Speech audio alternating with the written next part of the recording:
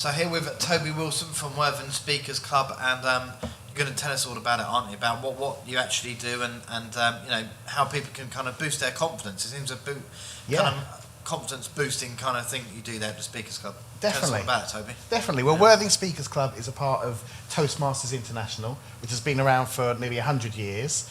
And it's all about leadership, and it's about learning how to speak confidently. Yeah. And that's important, Toby, isn't it? Because we were just having a chat off air for interviews. Even if you've got a kind of a team meeting, which often they're online now, getting your message across in a concise and clear way, absolutely critical in the workplace. Definitely, especially more now. Like you say, online, when the COVID situation came along, we went offline or online, and we did things all there on Zoom, and that's a whole new set of skills. But there are some people who go there for different reasons. You know, we've got people who go there, maybe they're giving a christening speech or a best man speech, or they've got an interview coming up, or they just want to improve their presentations at work. There are some people, English isn't their first language, so it gives them a great opportunity to practice that. And some people who've got speech differences, such as a stammer, and that confidence, that sort of practicing those things really helps a lot.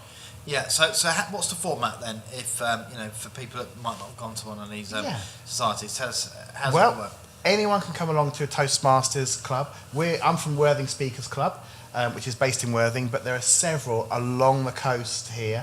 And all they need to do is just Google up Worthing Speakers Club or Toastmasters, find out more about it. You come along there, there's 3 speeches each evening, and there's 3 evaluations. So I think that's a really great thing, is that it's a really safe environment, and you've got people giving you some tips and recommendations about how you can improve your speaking for the next speech. Yeah. Do you actually look at good speeches, some of the great speeches?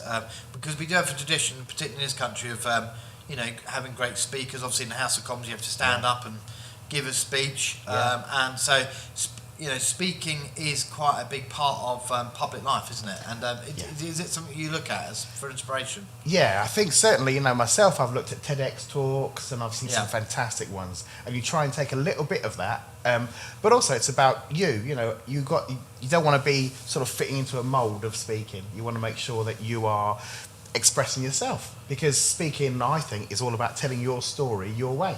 Yeah, exactly. What kind of topics come up then? I know you're kind of a politics-free zone, aren't you? Yeah, no politics, no religion. Yeah. But, I mean, everyone's got a story in them.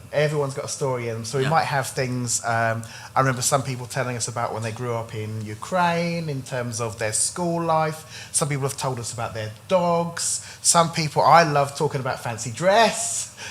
So really, the subject is your choice. And then what Toastmasters does is gives you a series of objectives for each speech. So whether that's vocal variety or using the stage, or about trying to have a call to action for people, that's the skills that you're trying to put in place in a speech that you've written yourself. But I mean, everyone's got a speech. I'm sure you've got a speech in you.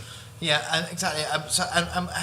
Do you have help constructing it? Then do you construct it at the society, or is it something you do in your own time and then bring that speech to the society? People do it in their own time, so that way there's no rush in terms of people normally will do their first speech after a couple of months. Yeah. So they've seen that, but they get support. So each new member in the club is given a mentor, and they've got that mentor to be able to support them, think about writing a speech. And of course we get a lot of people just practicing in front of the mirror, in front of their family, who are bored sick of hearing this speech. It's only 5 to 7 minutes each speech, but it's lovely when they get the confidence and they get up there. Yeah, I mean, some speeches are prepared for, but Martin Luther King, some of his speeches were actually written in the back of a car, and he actually did them. Some of them were written really quickly. So it kind of depends. I know Churchill spent a long time writing his speeches.